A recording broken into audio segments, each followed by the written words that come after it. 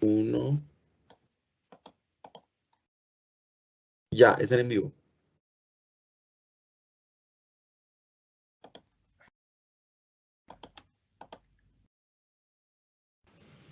Ya están en vivo. Aló. Muchas gracias. Ahí están en vivo. Pueden comenzar.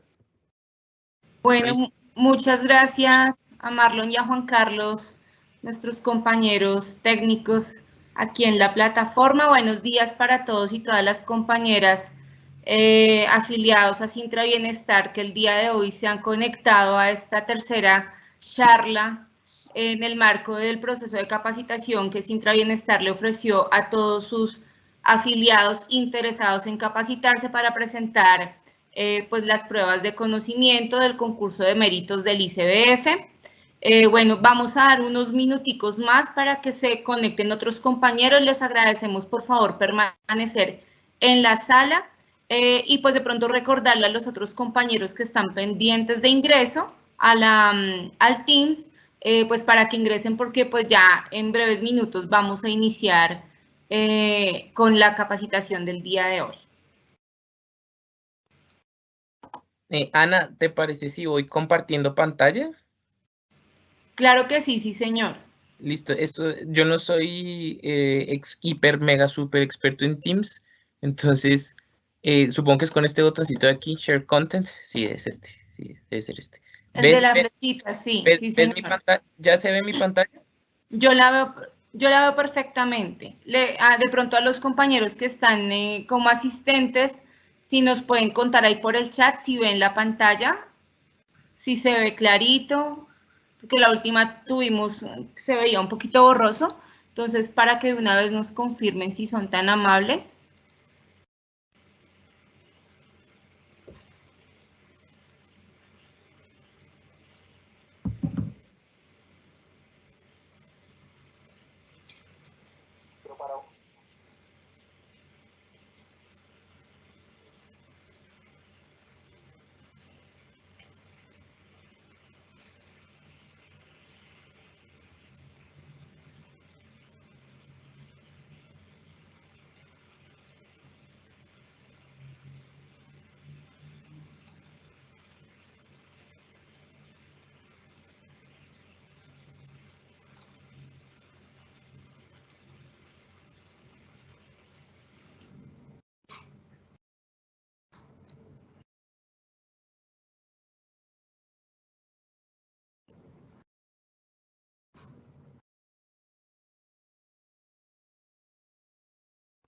Los compañeros que están como asistentes ven la presentación, les agradezco que nos cuenten aquí por el chat, no sé si... Ana María, sí, efectivamente están confirmando que se ve y se escucha perfectamente. Ok, gracias. No sé si de pronto le sugiero a la persona que está compartiendo la presentación que minimice la ventanita de Teams para que Julio. no... Ah, hola Julio, ¿cómo estás? Qué pena. Eso, Listo. Pues de pronto mientras que iniciamos y se conectan otras personas más, pues decirles a todos los compañeros y compañeras pues que este proceso de capacitación en convenio con Grupo GEAR pues ha sido un esfuerzo bastante importante que ha hecho la organización sindical en la búsqueda de que todos los compañeros y compañeras puedan acceder a los derechos de carrera administrativa en este nuevo concurso de méritos. Que se da, por cierto, y es importante resaltarlo, gracias a la lucha que los y las trabajadoras del ICBF nos dimos hace algunos años para la ampliación de la planta del instituto en 3.737 cargos, lo que permite en este momento que se dé este concurso de méritos para proveer esos cargos, digamos, ya con derechos de carrera administrativa. La gran mayoría de los compañeros que están participando de esta capacitación son quienes en este momento ocupan esos mismos cargos en provisionalidad y por supuesto que la apuesta de Sintra Bienestar será siempre que todos los trabajadores logremos acceder a los derechos de carrera administrativa para realmente garantizar pues unos derechos laborales con estabilidad y pues con todos los derechos que tienen las personas que tienen derechos de carrera administrativa. Entonces, la apuesta de esta capacitación es que todos, por supuesto, con el aporte pues que hace Sintra Bienestar para capacitarlos, igual cada uno haga su proceso de capacitación y de autoformación, porque finalmente el éxito en lograr esos derechos de carrera administrativa y pasar el concurso de méritos, pues depende casi que el 80% del compromiso que cada uno tenga con este objetivo. Entonces, la invitación, compañeros, es a quienes aún no han ingresado al campus virtual de Grupo GEAR a iniciar el curso virtual, por favor lo hagan casi que de inmediato. El día jueves, me parece que fue, bueno, esta semana que terminó, enviamos un correo electrónico a cada uno de los integrantes de las juntas subdirectivas a nivel nacional con el listado de los compañeros que no han realizado ingreso a la plataforma de Grupo GEAR ni han personalizado el curso. Si no se realiza, digamos, este proceso de personalización al 28, es decir, al lunes, pues debemos suspender la clave porque finalmente no van a alcanzar a realizar el curso completo. Recuerden que en la página de la Comisión Nacional del Servicio Civil están programadas las pruebas para el 10 de abril.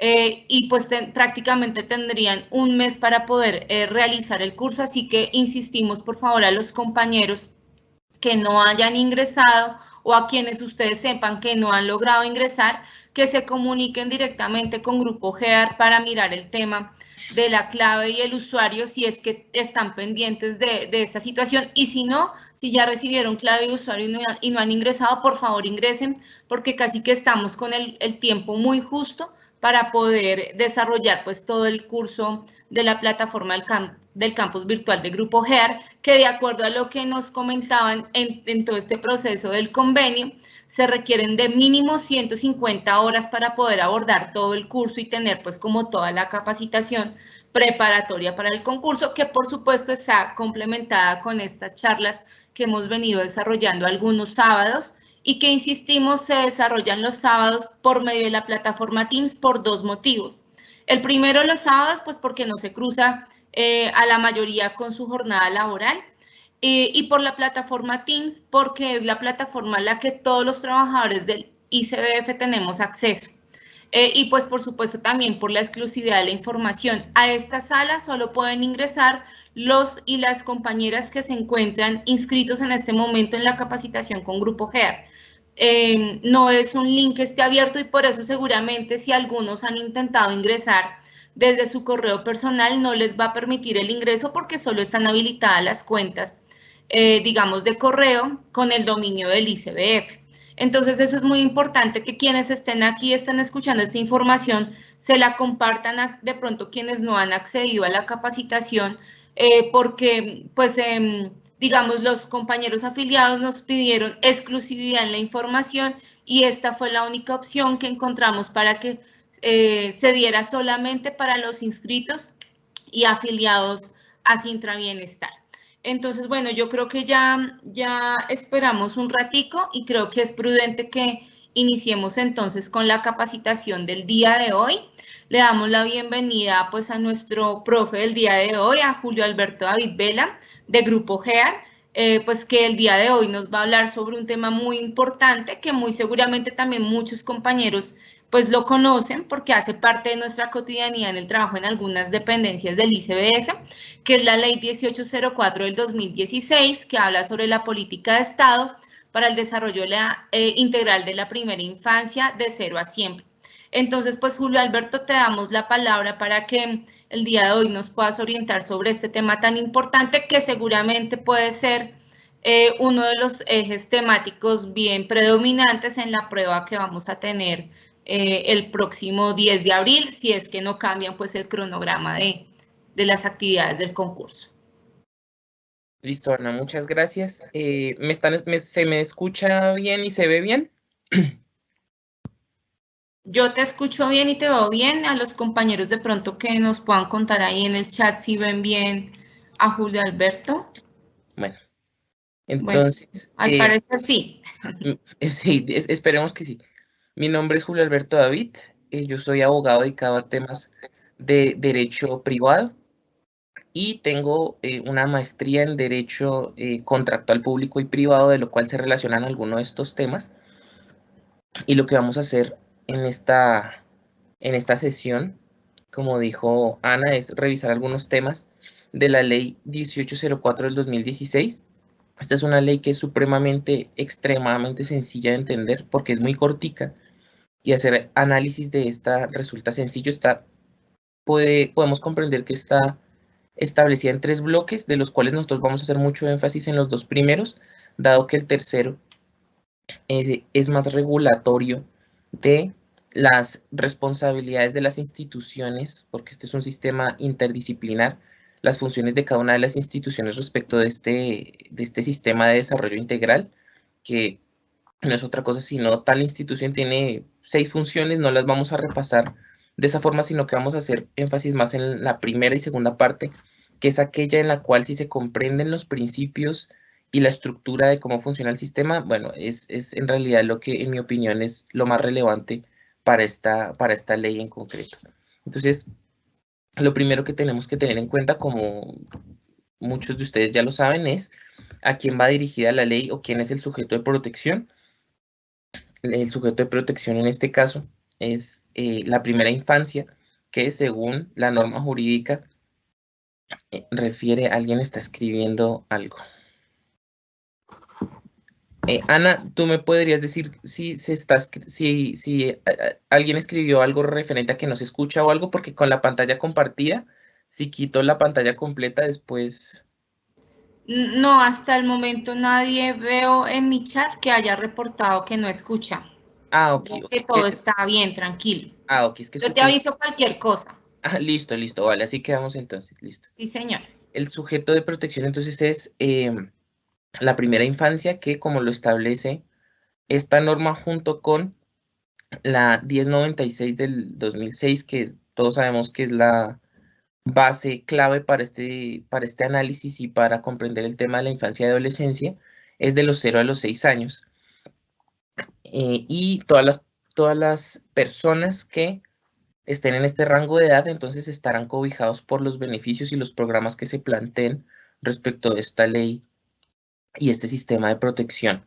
Es importante, dado que en esta primera etapa, según múltiples investigaciones científicas, es donde se forja no solo ciertos temas en materia de salud mental de los menores y de su salud física en general, sino de la forma en que se va a desarrollar como adulto.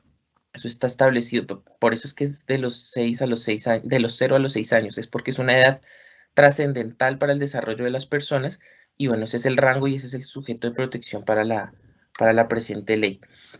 Entonces, ¿por qué es importante la política de desarrollo integral de la infancia de 0 a siempre, se denomina en la ley? Entonces, nosotros tenemos que tener en cuenta que, como mencioné hace algunos segundos,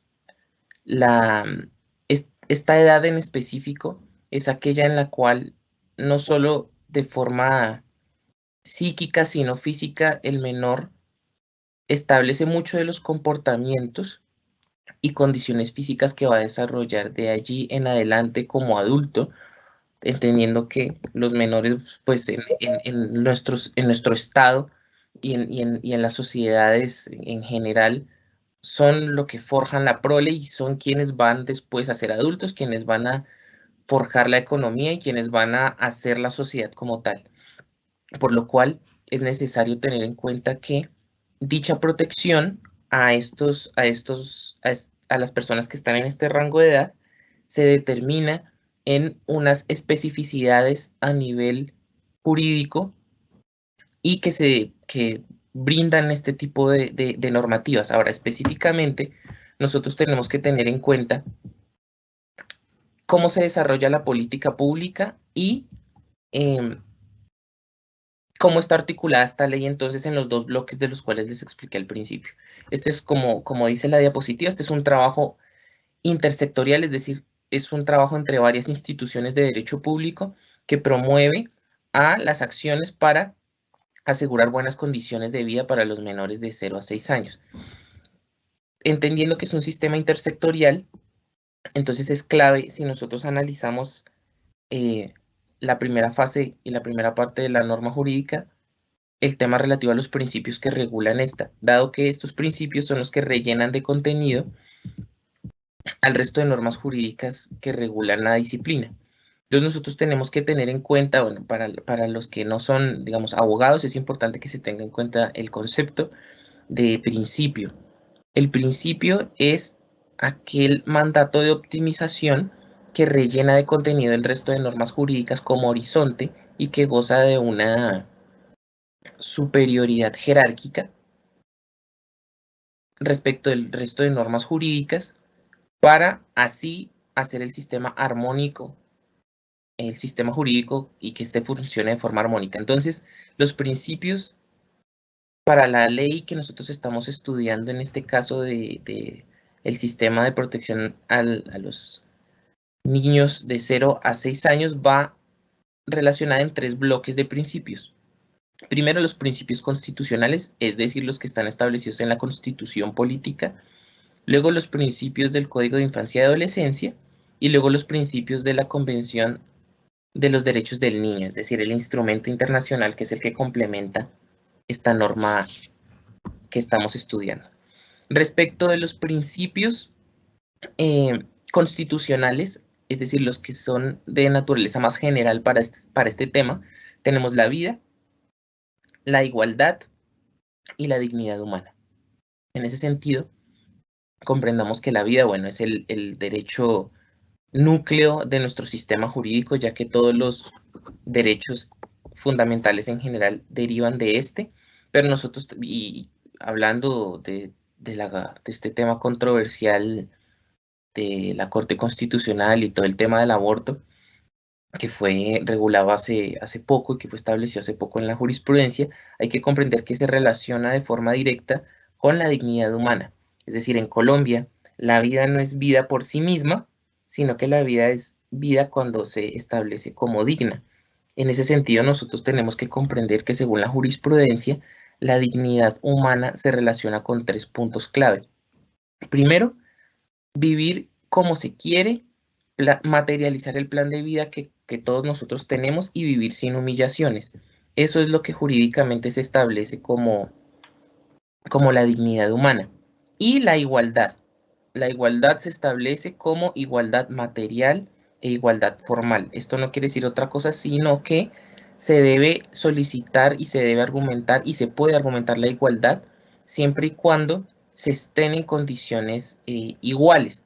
En este caso, para los niños, esto se relaciona mucho con los derechos y posibilidades de acceder a beneficios cuando se está en una condición o en otra. Según investigaciones científicas y reportes de instituciones de derecho público aquí en Colombia, lo que más determina las condiciones de salud económicas y sociales de los menores refiere a la ciudad donde se encuentran y el sector específico, más que todo relacionado con índices económicos. Se podría decir que todas las condiciones del menor en general se derivan de la situación económica respecto de la cual éste vive. No siempre, porque hay familias ricas de los cuales niños tienen problemas psíquicos, pero digamos, en la generalidad depende mucho del factor económico.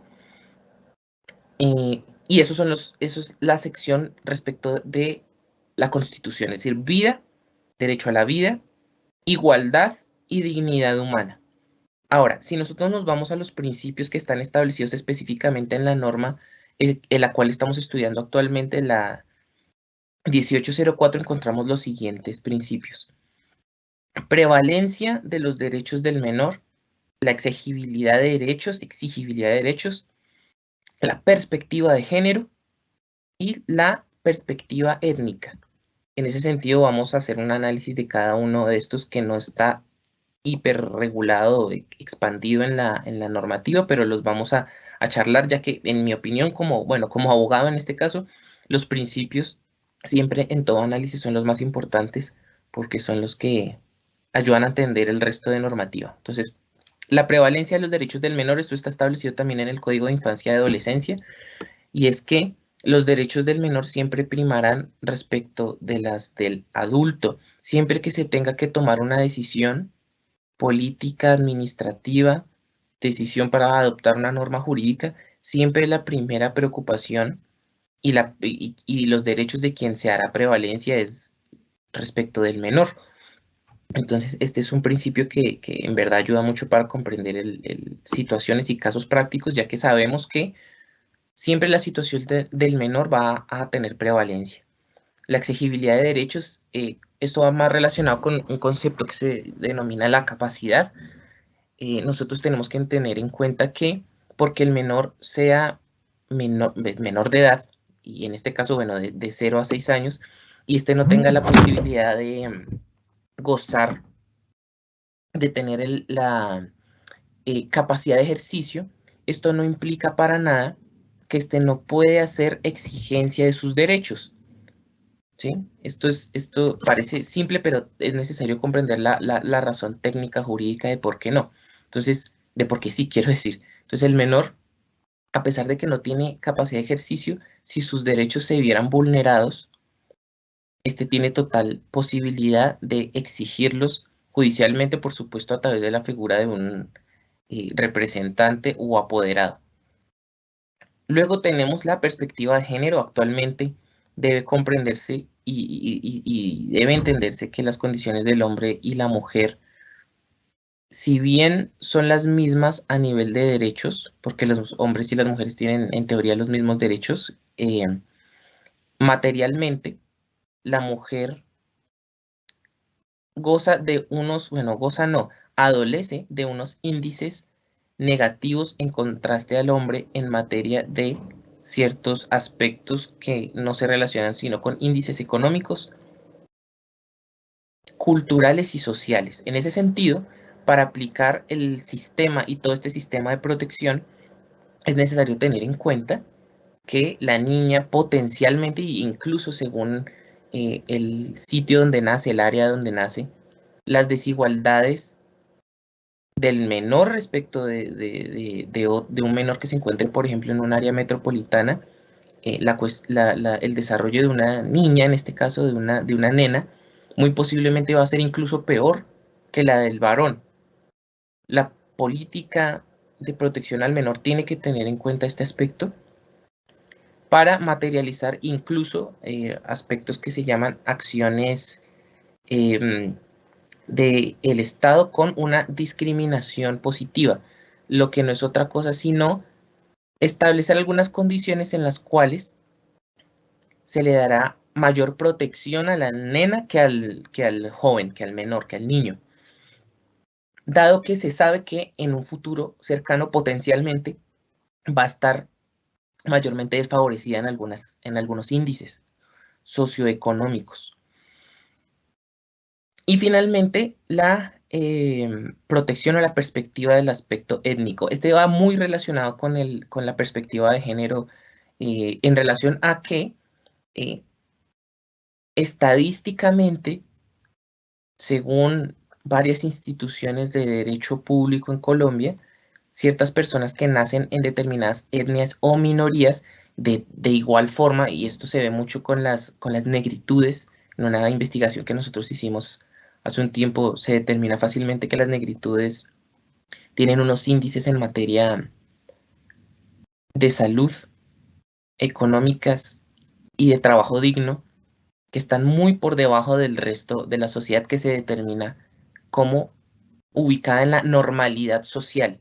Es decir, lo que ocurre es que en materia de principios nosotros tenemos que tener en cuenta que respecto de los principios de perspectiva de género y perspectiva étnica, lo que se busca es que estas personas, y estableciendo ahí a las mujeres, entren dentro de la normalidad social, y esto haciendo especificidad en los menores, dado que esta es una protección especial mayor a la cual tendrían las personas que ya con leyes de protección a la mujer y con leyes de protección a las minorías étnicas, es una protección adicional que tendrían entonces los menores, los cuales ya sabemos que están sometidos a la prevalencia de sus derechos sobre el resto, es decir, la protección sobre la protección sobre la protección sobre la protección, que así es como debe funcionar este tipo de sistemas protectores de los menores. Y luego, en el ámbito internacional, es decir, en la Convención del Niño, tenemos, por supuesto, la no discriminación, no discriminar al menor bajo ninguna circunstancia y por ningún motivo. El interés superior del niño, que no es otra cosa que la prevalencia de derechos en nuestro sistema interno jurídico de protección al menor. El derecho a la vida, que a su vez se relaciona con y se coordina con el derecho a la vida que está en nuestra Constitución Política del 91, y la participación. Este tal vez puede ser el más diferenciado, y es que el menor, a pesar de nuevo, no tener su cerebro completamente desarrollado y no tener sus aptitudes intelectuales totalmente desarrolladas, ni su desarrollo físico, de su desarrollo físico, de todas formas, este tiene que ser una parte integral en la participación de creación de políticas públicas, dado que él es quien es el sujeto de protección. Teniendo en cuenta esto y esta primera parte del código, que repito, puede ser de las más importantes, los principios y cómo estos se relacionan con el resto de normativa del resto de instrumento jurídico del Código de Infancia y Adolescencia, entonces nosotros tenemos que entender cuál es el objetivo principal, ¿sí? El objetivo principal de la ley, es decir, la finalidad más importante de este sistema de principios es el desarrollo integral. Eso puede ser la conclusión más importante de esta presentación. El desarrollo integral como objetivo principal de la normativa. En ese sentido, nosotros tenemos que tener en cuenta que, como se establece en la norma, el desarrollo integral es el proceso de transformación de naturaleza progresiva, para que los sujetos empleen sus características, cualidades y capacidades para estructurar su identidad y autonomía. En ese sentido, esto refiere a las capacidades cualitativas y cuantitativas para que el joven se desarrolle y desarrolle su identidad sin ningún tipo de altercado, ningún tipo de problemas y sin ningún tipo de barrera que le permita desarrollarse como ser humano en nuestra sociedad. Hay otros conceptos claves en la normativa, como la realización, es decir, las condiciones que hacen posible el desarrollo integral, es decir, las condiciones materiales que son las que llevan a que el joven pueda tener su desarrollo integral. Esto se relaciona fuertemente con aspectos de salud, nutrición, entorno favorable, su desarrollo como tal y aspectos de protección o prevalencia de factores de diversidad. Se han establecido investigaciones científicas, que se relacionan con el entendimiento y la comprensión de el desarrollo y el lograr éxito en aspectos educativos del joven, es decir, qué tan bien le va a los jóvenes en materia educativa, teniendo en cuenta que el factor educativo puede ser de los cuales más van a afectar el futuro del menor, y se hace determinación de varias conclusiones. Por ejemplo, primero, el menor que está establecido y el menor que incluso tuvo padres que tienen desarrollo académico bajo, ellos mismos estadísticamente es posible que gocen de resultados negativos en la escuela también. La ubicación geográfica, en este caso ya hablando de temas de finanzas públicas, los sitios en los cuales hay menor inversión del Estado, que todos sabemos que es casi todo el territorio, excepto las áreas metropolitanas, que son las que gozan de presupuestos más altos, donde hay menos presupuesto, donde hay menos economía y donde hay menos empresa privada que desarrolle industrialmente a los territorios, es decir, que tenga menores índices económicos, menor va a ser la inversión en educación, y cuando menor es la inversión en educación, menos es la inversión en docentes, en la calidad de docentes, menos es en la calidad de las instalaciones y menos está en la capacidad de los padres de aportar económicamente a sus hijos, lo cual a su vez se ve relacionado con la nutrición del menor.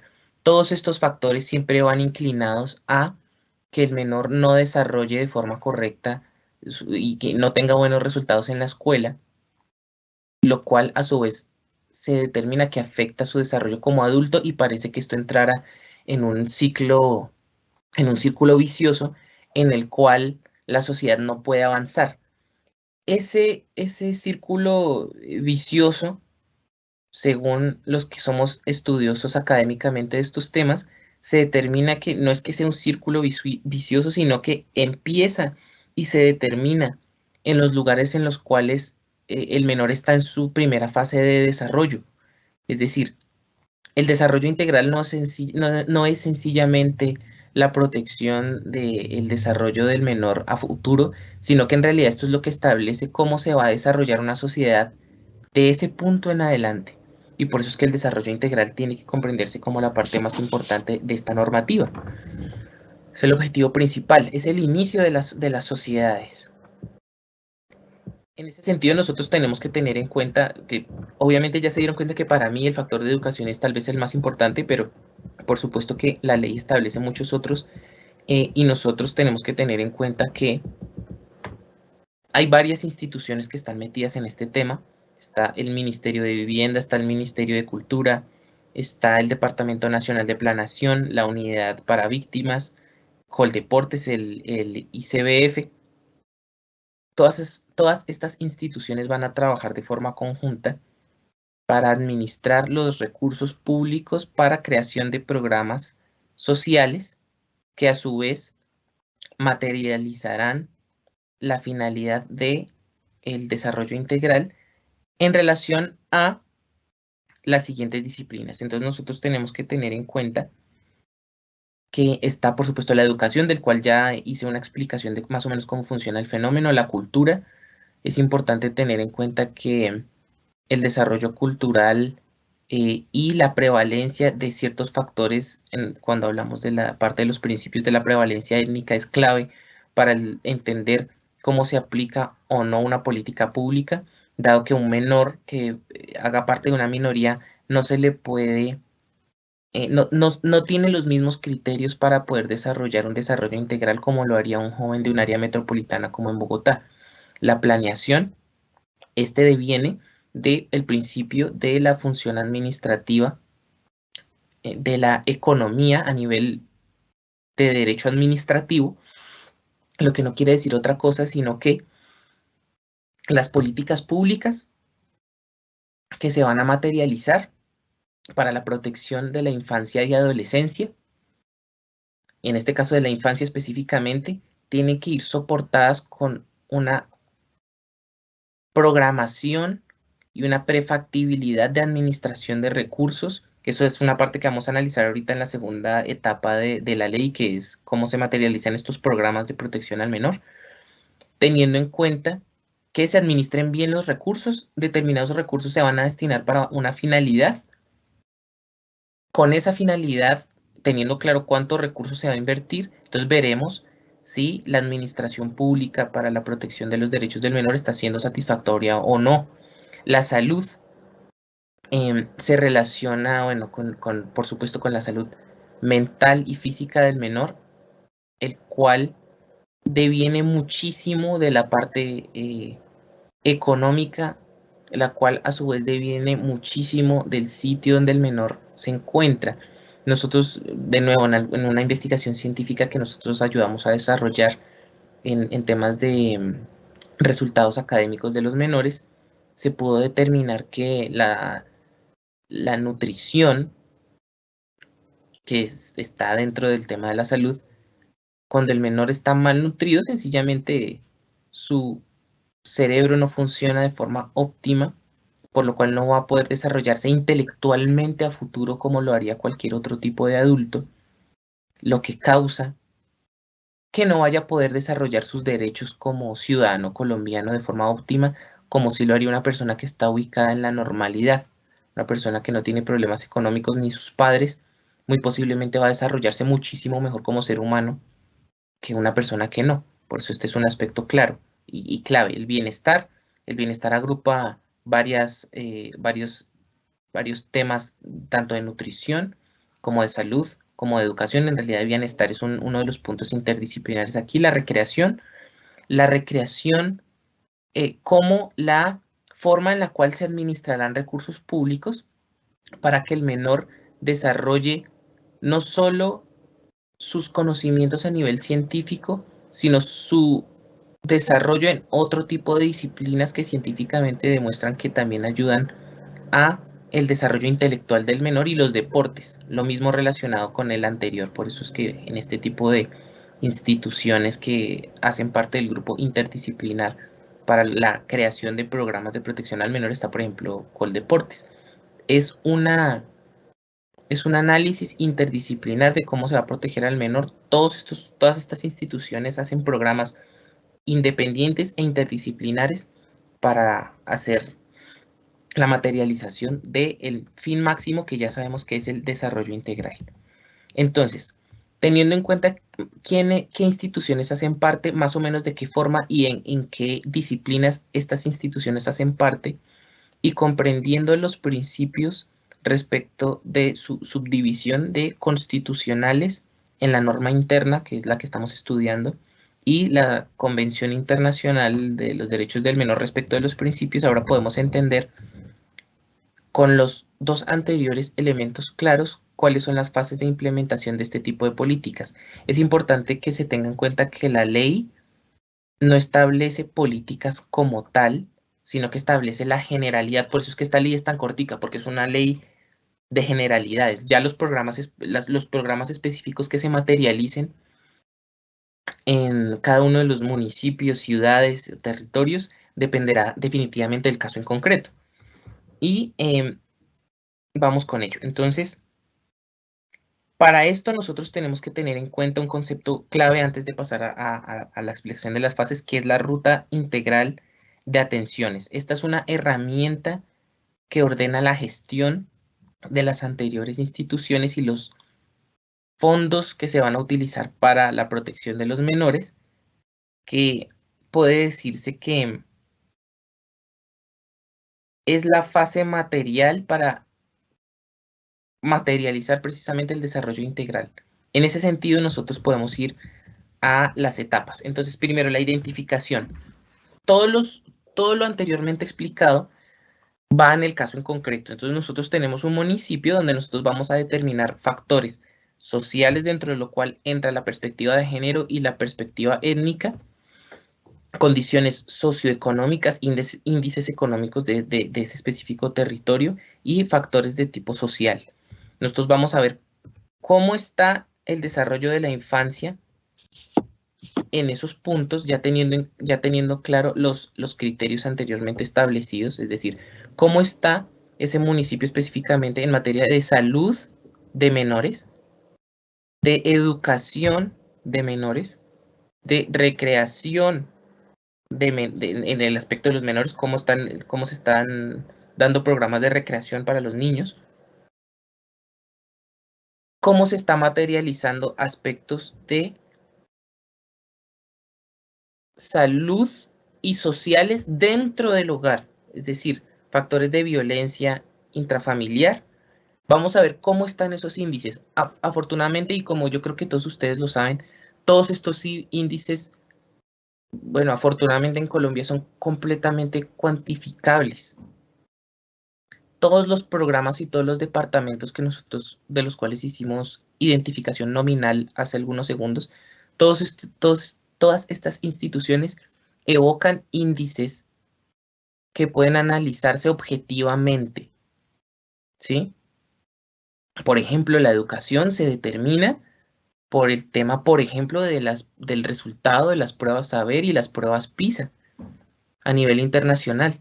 Entonces, sí, a pesar de que hay unos que son a nivel general del país, sí hay unos que se pueden determinar a nivel territorial. Y si nosotros analizamos un departamento pobre en Colombia que tenga bajos índices económicos, lo cual también es cuantificable, nosotros vamos a poder realizar análisis e identificación de cómo le está yendo académicamente a los menores. Y el caso en concreto del caso en concreto. Entonces nosotros, si hacemos estudio de los resultados de pruebas PISA para evaluar cómo va la educación en Colombia, en general, y todo este tema de las pruebas saber y toda forma de identificación de resultados académicos, puede verse cómo le está yendo a los niños en matemáticas, cómo les está yendo en sociales, etc. Entonces, con la identificación de esos resultados objetivos en materia educativa, de salud y social, porque esos son, digamos, el grupo los 3 grupos grandes donde se pueden enrutar el resto de disciplinas. Luego nosotros vamos a la fase de formulación. La formulación es la planeación de alternativas progresivas para solucionar las contingencias identificadas de índices que se puedan establecer o identificar como negativos en alguna de estas 3 disciplinas. Ahí en la formulación entonces se establecerán objetivos, metas, indicadores y resultados.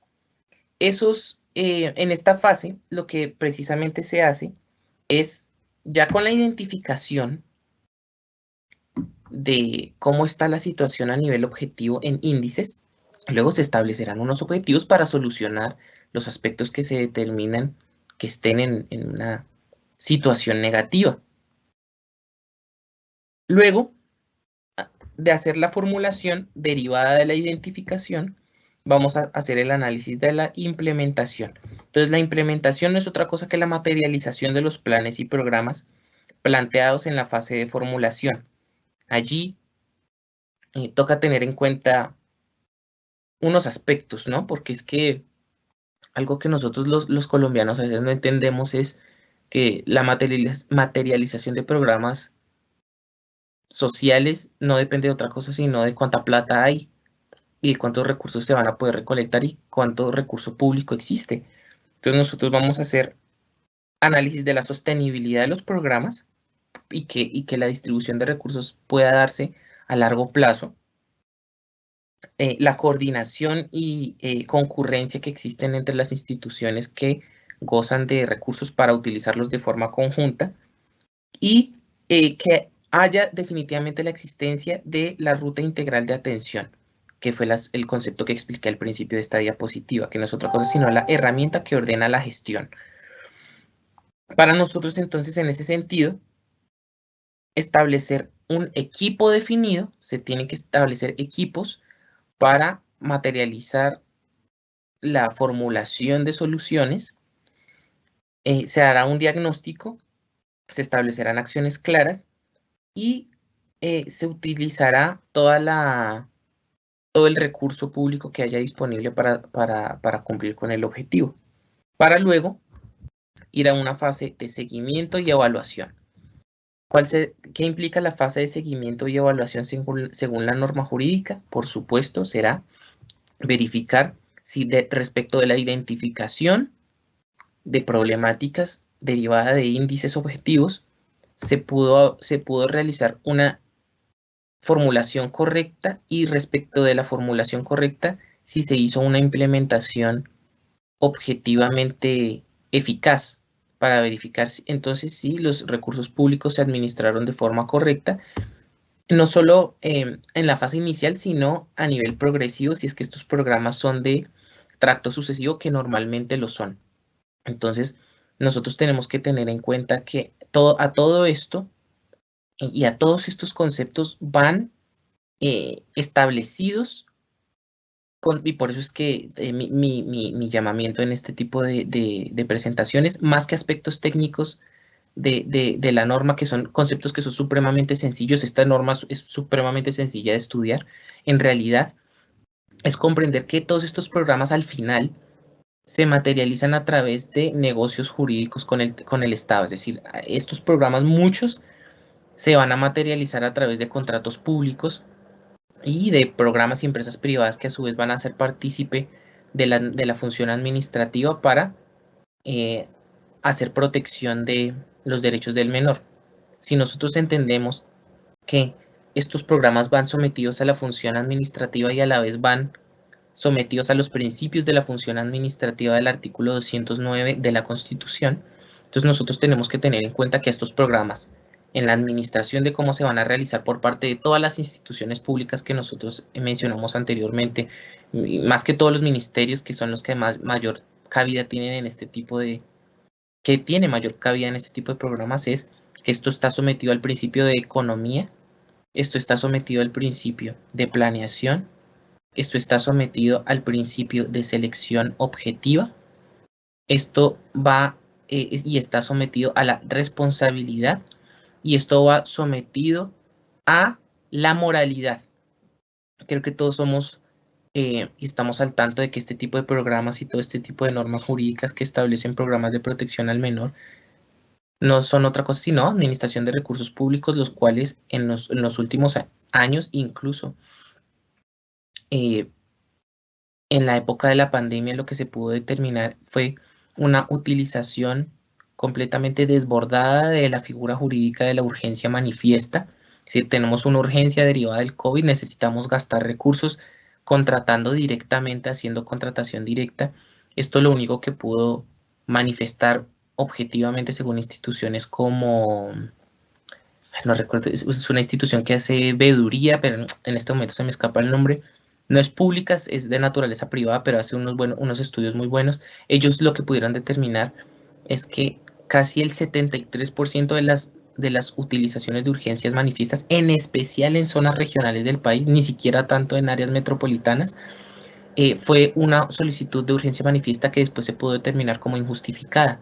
Es decir, estos programas lamentablemente están sometidos a unos temas de corrupción terribles, de utilización de recursos de forma incorrecta, selección a dedo, inobservancia completa de la selección objetiva y de economía más que todo. Se inflan programas en materia de presupuesto respecto de lo que se necesita para que finalmente se dé una figura que se llama patrimonial, una figura que se llama, se me escapa el nombre en este momento, pero no es otra cosa sino la noción del servidor público, de que los fondos públicos son una forma de generación de renta.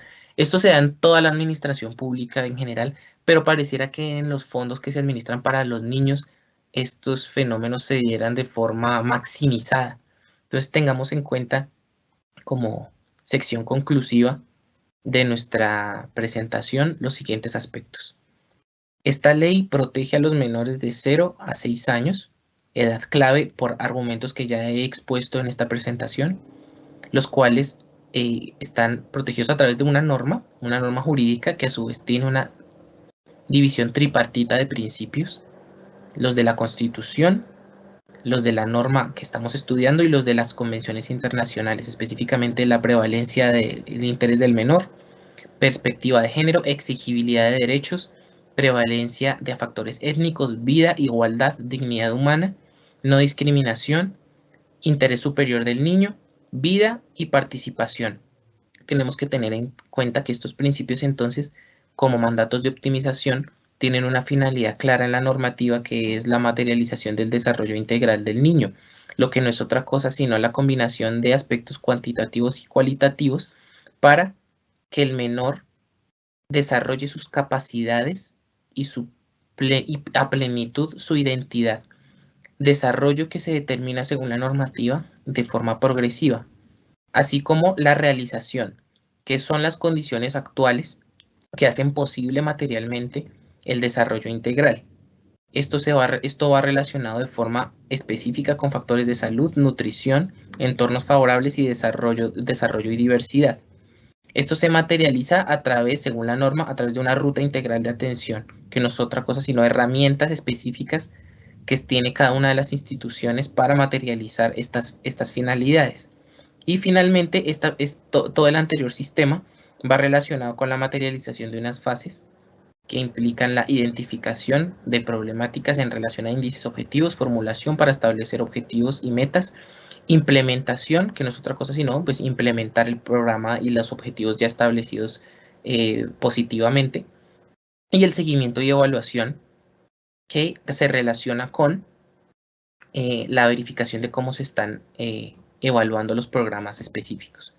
Esto es lo más importante a tener en cuenta para la presente norma jurídica. Es una norma que, como les mencioné al principio, es supremamente simple. Es una norma muy cortica que es muy fácil estudiarla y entenderla.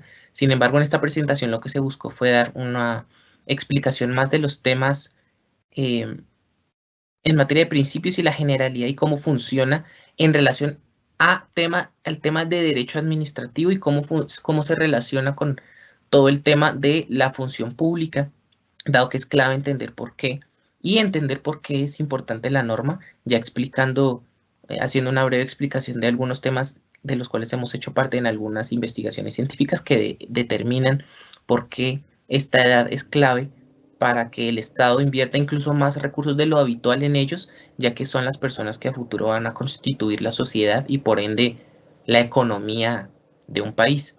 Por eso es que estos programas son importantes. Entonces, básicamente eso es la generalidad de nuestra norma 1804. Son los aspectos más importantes de este sistema, son los aspectos más importantes de esta norma.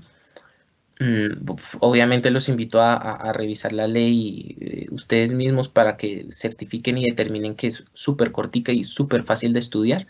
Espero que esta explicación haya hecho que ese posterior estudio, como dijo Ana al principio, el estudio de la norma ya por parte de cada uno sea mucho más sencilla, dada esta explicación de la parte de los principios, que a veces es la que a veces necesita un poco más de explicación adicional. Y bueno, eso es lo más importante de esa norma.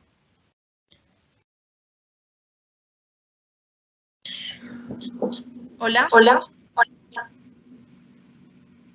Hola, Ana. Bueno, gracias Julio pues por esta charla tan interesante que creo que pues precisamente sí es un abrebocas para que los compañeros pues ya en sus jornadas de autoformación pues tengan la posibilidad de pues con todas estas orientaciones que tú nos das que ya revisemos pues como la norma de una manera más precisa y más detallada. Pero pues la orientación, por supuesto, nos sirve mucho para poderla interpretar de esa manera, pues como tú nos la has planteado el día de hoy. Bueno, veo que no hay como mayores preguntas. De pronto, si los compañeros tienen alguna inquietud, de pronto que nos las puedan plasmar allí por el chat, pues para que aprovechemos la presencia de este ratico que nos queda con Julio para resolver las inquietudes que podamos realizar en este momento. A ver, pues bueno, yo no veo inquietudes, les agradezco si las pueden formular allí por el chat. Bueno, dice aquí una compañera que quién evalúa el cumplimiento de esta ley. La evaluación y la auditoría de la norma la hacen las mismas instituciones que hacen parte del sistema interdisciplinar. Eso depende y la evaluación dependerá de quien haga parte el programa. La dificultad es que como estos programas son precisamente interdisciplinares y la interdisciplinariedad depende del caso en concreto, porque hay programas que a veces implican, por ejemplo, salud y deporte, un programa donde se determina que en un territorio los menores no hacen deporte, lo cual está afectando su salud por cuestión de obesidad, por ejemplo. Entonces, quien hará auditoría de los programas será la institución que hace estudio del tema de deportes y el Ministerio de Salud, por ejemplo. Ok. Aquí hay otra pregunta de un compañero que dice, Doc, buen día. O sea que se podría decir que el desarrollo integral lo debe manejar la familia, es decir, la corresponsabilidad. El desarrollo, la familia hace parte de las... La familia hace parte de los grupos trascendentales para el desarrollo integral. No solo están las instituciones públicas, sino que la familia hace parte de ese núcleo. Entonces, definitivamente la familia hace parte del desarrollo integral del menor de una forma completamente relevante. Como les mencioné, Nosotros hace algunos meses finalizamos una tesis doctoral de una alumna donde se hizo análisis precisamente de cómo el factor de la familia afecta el desarrollo integral y se determina que los padres que no han terminado, por ejemplo, los padres entre menos desarrollo y background académico tienen, menor será el desarrollo integral en materia educativa por parte del menor, determinando que los padres de esos padres estadísticamente tuvieron un desarrollo académico negativo. Entonces, definitivamente el ciclo y el transcurso progresivo de las familias es esencial para el desarrollo del menor. Así la parte académica, por supuesto que va relacionada con la parte económica. Entonces, si entre el padre, y esto es un dato, y esa es una pregunta muy interesante, porque el menor, entre menos plata tienen los papás, así de forma clara, entre el índice económico entre más grave es, menor es la alimentación, lo cual a su vez afecta, obviamente, el desarrollo del cerebro. En esa parte inicial del desarrollo del cerebro no es de 0 a 10, no es de 0 a 7, es de 0 a 6, porque ahí es donde el cerebro tiene un desarrollo muy importante, lo cual afecta la nutrición, lo cual afecta entonces el desarrollo intelectivo del menor, y en ese sentido, cuando el menor tiene menor índice económico, se ubica en las zonas aledañas de la ciudad metropolitana, los cuales son los barrios que son más baratos para vivir, así claro, derivado de que el área metropolitana central es aquella que es más costosa, por lo cual en un factor y en un análisis de migración interna, se llama así migración interna, la población menos favorecida económicamente se va distribuyendo en la periferia de las ciudades, donde a su vez los índices de seguridad son menores. Y se determina que en los índices de seguridad, que el índice de seguridad de robos, de seguridad en el barrio, es un factor clave para el desarrollo interpersonal de la persona, Entonces, claramente, la familia, la sociedad y cómo estudian y las instituciones públicas invierten recursos, se manifiesta en cómo la persona se va a desarrollar a futuro. Entonces, sí, la familia hace parte trascendental, pero es un tema mucho más complejo de que la familia haga parte del desarrollo integral, porque la familia es una parte de un eslabón, de una cadena, que a su vez es mucho más grande. Entonces, ese es un factor que si lo analizamos de una forma, de un análisis macroeconómico jurídico, no es otra cosa que un factor de administración de recursos y de finanzas públicas. Ok, aquí tenemos otra pregunta que dice que si las mesas públicas hacen parte de este proceso de evaluación. Las mesas públicas, sí. Las mesas públicas, tenemos que tener en cuenta que la ley establece un factor de quienes hacen parte de estos sistemas, y ahí es importante tener en cuenta que, como lo expliqué al principio, por ser un tema de administración pública de menores, hay una observancia de cómo funciona, lo cual implica que este tipo de programas están sometidos a una hiperauditoría, ¿sí? Entonces, claro que ese tipo de institución hace parte, pero en realidad, por el factor de ese concepto jurídico lo determinamos como, no es auditoría, es...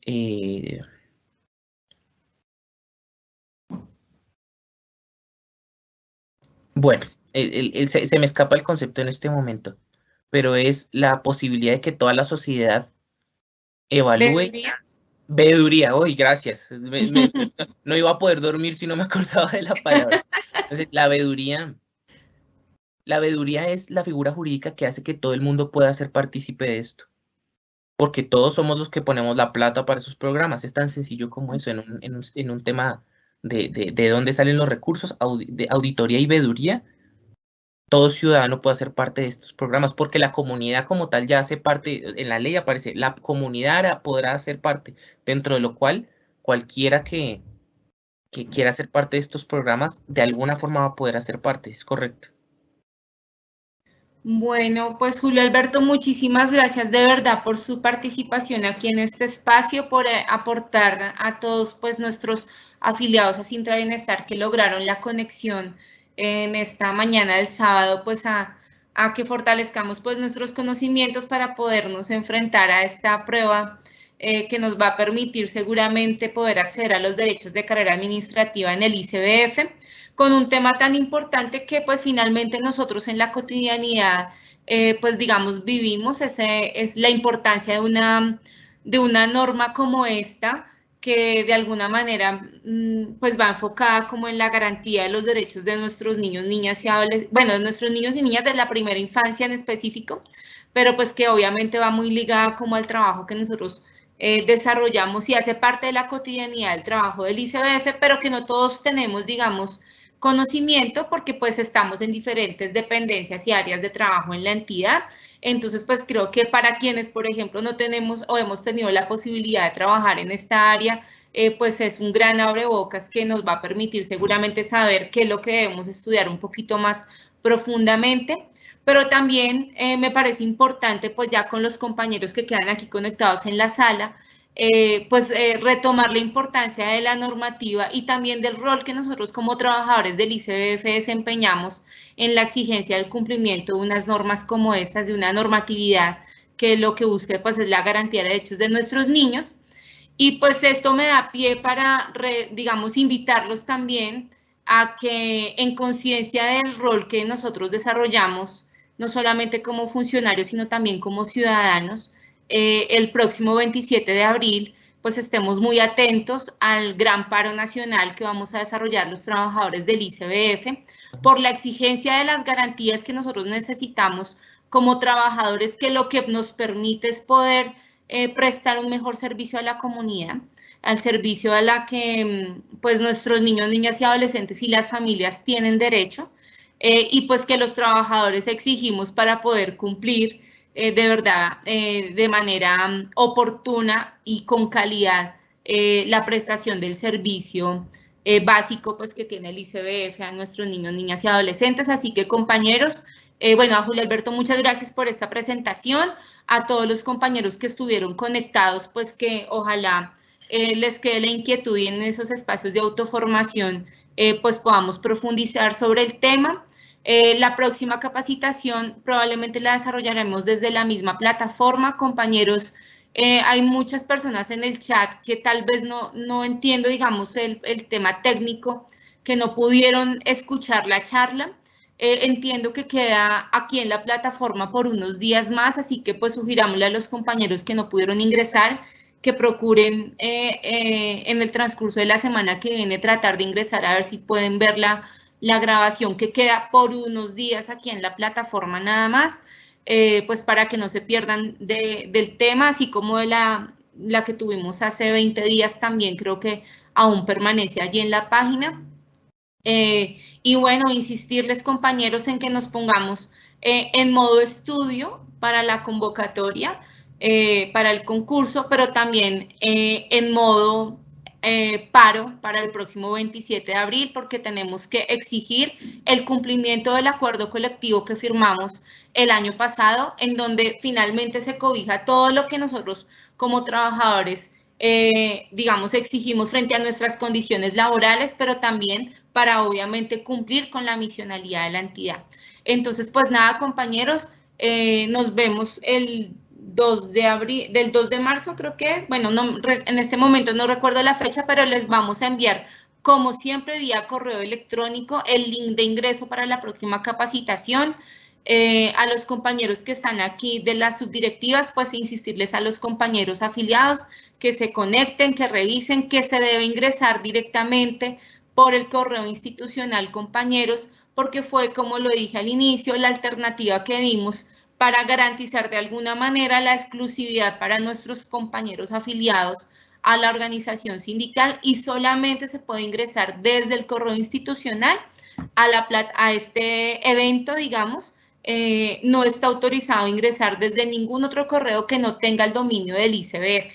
Así que, pues por favor, reiterarle esta información a los compañeros, porque pues bueno, fue la alternativa que encontramos para que pudiéramos acceder todos de manera pues fácil a la plataforma. Entiendo que hay problemas de conexión, pero pues infortunadamente son cosas que desde la organización sindical pues nos queda un poco complejo como darle solución, pero pues bueno, la sugerencia es como que a quienes no tuvieron la posibilidad de ingresar, que para la próxima oportunidad salgan, ingresen hasta que pues les permita. Así han hecho varios compañeros y han podido ingresar a las capacitaciones. Entonces, pues nada, muchas gracias también a Juan Carlos Pinta y a Marlon que nos acompañaron aquí desde la parte técnica, y bueno, nos vemos entonces en la próxima capacitación. Que tengan un buen fin de semana. Muchas gracias.